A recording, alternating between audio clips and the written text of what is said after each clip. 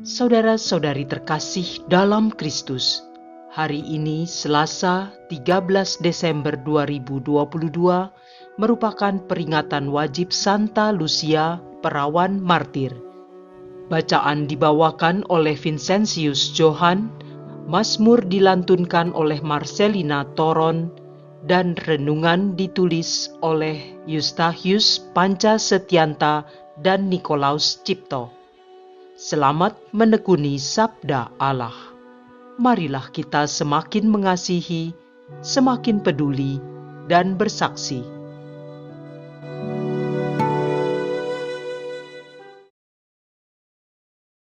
Dalam nama Bapa dan Putra dan Roh Kudus. Amin. Allah Bapa yang penuh kasih setia, puji syukur untuk hari baru dan nafas kehidupan ini. Hari-hari menjelang perayaan Natal, memperingati kedatangan Putramu ke dunia yang kami rayakan setiap akhir tahun ini, juga menjadi kesempatan bagi kami mawas diri. Curahkanlah Roh Kudus-Mu ke dalam hati kami, agar dapat meresapkan sabda-Mu hari ini dan melaksanakannya secara nyata, sehingga kami semakin pantas menyambut kedatangan Putra-Mu di hari Natal ini dan di akhir hidup kami kelak. Sebab Dialah Tuhan dan pengantara kami, kini dan sepanjang masa. Amin. Bacaan dari Nubuat Zefanya, bab 3, ayat 1 sampai dengan 2, dilanjutkan ayat 9 sampai dengan 13. Beginilah firman Tuhan. Celakalah si pemberontak dan si cemar, kota yang penuh penindasan. Ia tidak mau mendengarkan teguran siapapun dan tidak mempedulikan kecaman. Ia tidak percaya kepada Tuhan dan tidak menghadap Allahnya. Tetapi aku akan memberikan bibir lain kepada bangsa-bangsa, yakni bibir yang bersih, supaya mereka sekalian menyerukan nama Tuhan dan bersama-sama beribadah kepadanya. Orang-orang yang memuja aku, yang terserak-serak, akan datang dari seberang sungai-sungai negeri Ethiopia dan membawa persembahan kepadaku. Pada hari itu, engkau tidak akan mendapat malu karena segala perbuatan durhaka yang kau lakukan terhadapku. Sebab pada waktu itu, aku akan menyingkirkan daripadamu orang-orangmu yang angkuh dan congkak, dan engkau takkan menyombongkan diri lagi di gunungku yang kudus. Di tengah-tengahmu akan kubiarkan hidup suatu umat yang rendah hati dan lemah, yang akan mencari pelindungan pada nama Tuhan. Mereka itulah sisa Israel.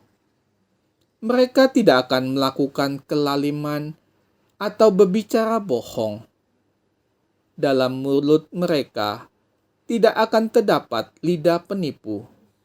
Sebaliknya, seperti kawanan domba, mereka akan merumput dan berbaring dengan tenang, dan tidak ada orang yang mengganggu mereka lagi.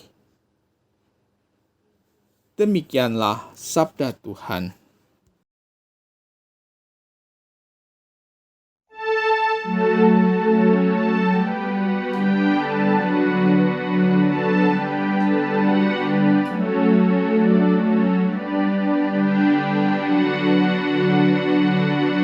Orang yang tertindas berseru dan Tuhan mendengarnya. Tujukanlah pandanganmu kepadanya, maka mukamu akan berseri-seri. tidak akan malu tersipu-sipu. Orang yang tertindas ini berseru, dan Tuhan mendengarnya. Ia menyelamatkan dia dari segala kesesakannya. Orang yang tertindas berseru dan Tuhan mendengarnya. Wajah Tuhan menentang orang-orang yang berbuat jahat, untuk melenyapkan ingatan akan mereka dari muka bumi. Apabila orang benar itu berseru-seru, Tuhan mendengarkan. Dari segala kesesakannya, mereka Ia lepaskan. Orang yang tertindas berseru dan Tuhan mendengarnya. Tuhan itu dekat kepada orang-orang yang patah hati. Ia menyelamatkan orang-orang yang remuk jiwanya. Tuhan membebaskan jiwa hamba-hambanya, dan semua yang berlindung padanya tidak akan menanggung hukuman. Orang yang tertindas berseru dan Tuhan mendengarnya.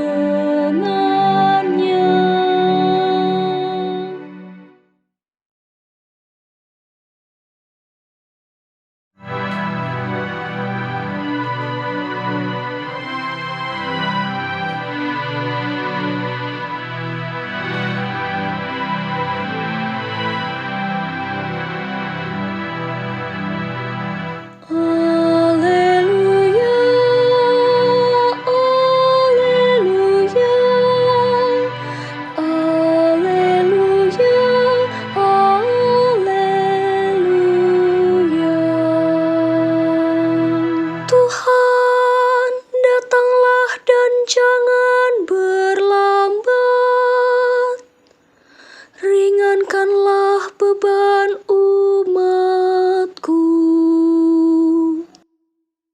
Alleluia, alleluia, alleluia, alleluia.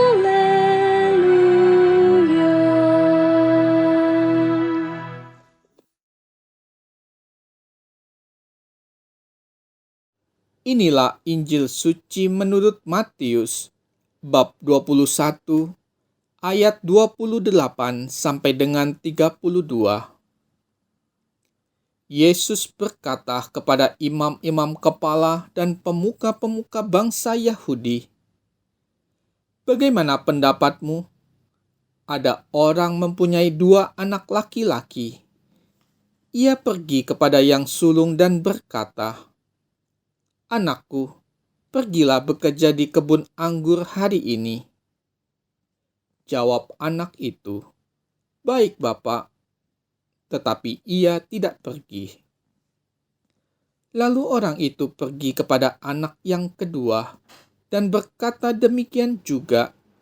Dan anak itu menjawab, 'Tidak mau.' Tetapi kemudian ia menyesal, lalu pergi juga. Siapakah di antara kedua orang anak itu yang melakukan kehendak ayahnya?" Jawab mereka, "Yang kedua." Maka berkatalah Yesus kepada mereka, Aku berkata kepadamu, sesungguhnya pemungut-pemungut cukai dan pelacur-pelacur akan mendahului kalian masuk ke dalam kerajaan Allah. Sebab Yohanes Pembaptis datang menunjukkan jalan kebenaran kepada kalian, dan kalian tidak percaya kepadanya. Dan meskipun kalian melihatnya, namun kemudian kalian tidak menyesal, dan kalian tidak juga percaya kepadanya. Demikianlah sabda Tuhan.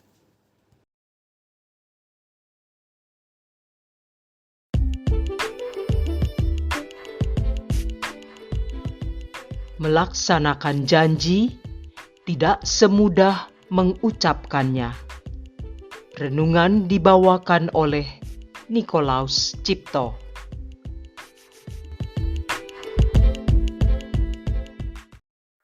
Bapak, Ibu, dan saudara-saudara yang terkasih dalam Kristus.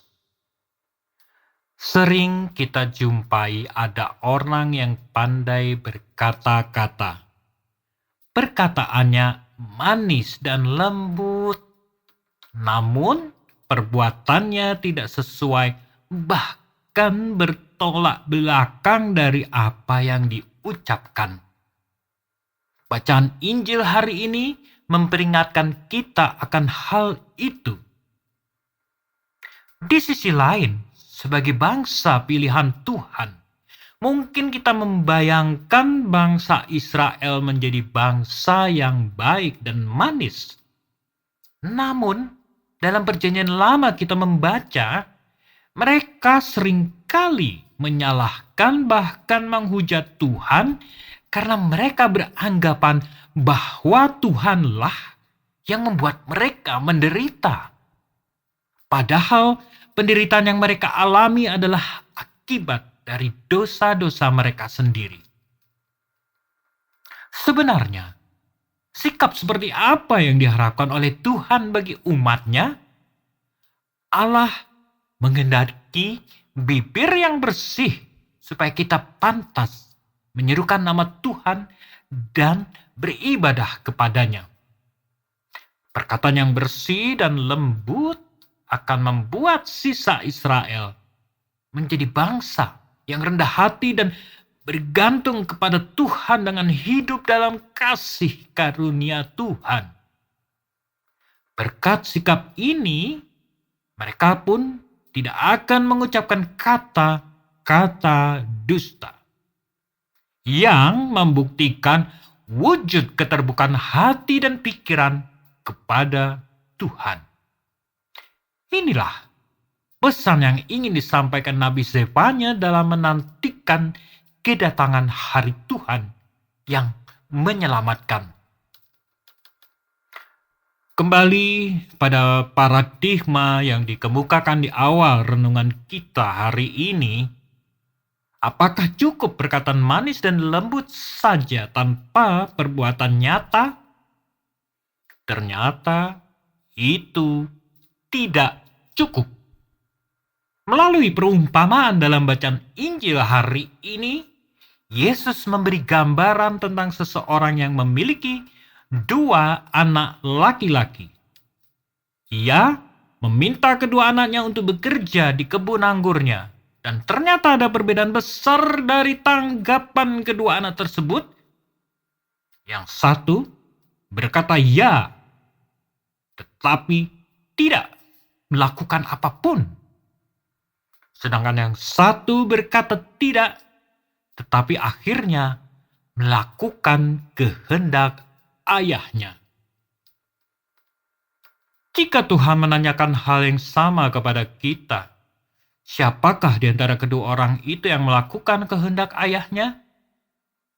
Kita pun pasti akan menjawab seperti orang-orang Farisi dan ahli Taurat, yaitu anak bungsu, karena walaupun ia berkata tidak, tetapi ia akhirnya melakukan apa yang diminta bapaknya.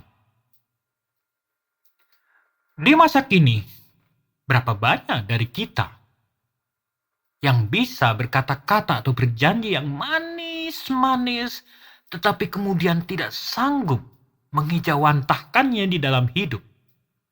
Bagaimana dengan janji perkawinan, janji tahbisan ataupun pelantikan, janji siswa, janji jabatan, dan 1001 macam janji yang bisa diikrarkan, bahkan janji permandian kita? Bagaimana pelaksanaan semua janji-janji itu? Sesungguhnya Tuhan menghendaki tindakan nyata dari kita. Marilah kita mengoreksi diri dan membersihkan hati, supaya sebagai orang beriman, kita memiliki kesesuaian antara perkataan dan perbuatan. Berbahagialah kita yang dalam masa penantian ini selalu introspeksi diri untuk memuliakan Tuhan, tidak hanya di bibir, melainkan juga melalui perbuatan kita. Dengan demikian, kita sungguh dapat bersukacita menyambut kehadiran Tuhan. Marilah kita berdoa. Allah Bapa yang Maha Murah Hati, Engkau telah menjadikan kami ciptaan baru dengan perantaran putra-Mu terkasih. Ingatlah akan karya belas kasih-Mu, dan bersihkanlah kami dari pengaruh manusia lama yang suka memuji-Mu hanya di bibir saja, sebab kami menantikan kedatangan manusia baru, yaitu Yesus Kristus, Putra-Mu. Sebab Dialah Tuhan, pengantara kami, yang bersama dengan Dikau dalam persatuan Roh Kudus, hidup dan berkuasa Allah sepanjang segala masa. Dalam nama Bapa dan Putra dan Roh Kudus. Amin.